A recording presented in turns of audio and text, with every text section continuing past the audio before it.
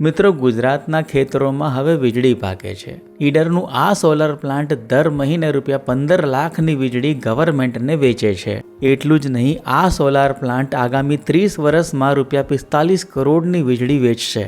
આવા પ્રોજેક્ટને captive ground mount solar project કહેવામાં આવે છે. 1 મેગાવોટ કેપ્ટિવ સોલાર પ્લાન્ટનો અંદાજિત ખર્ચ ₹3.5 કરોડ થાય છે, જેના માટે વિધાઉટ મોર્ગેજ 75% થી 90% બેંક લોન મળી જાય છે.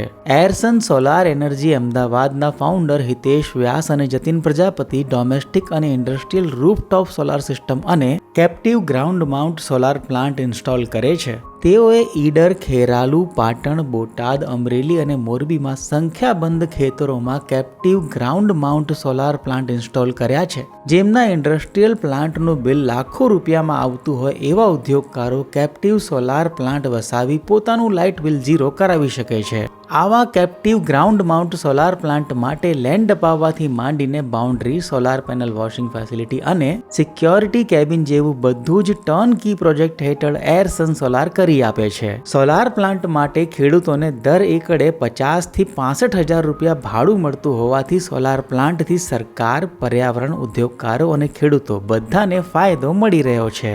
વધુ માહિતી માટે સ્ક્રીન પર આપેલા નંબર પર એરસન સોલારની ટીમને સંપર્ક કરો.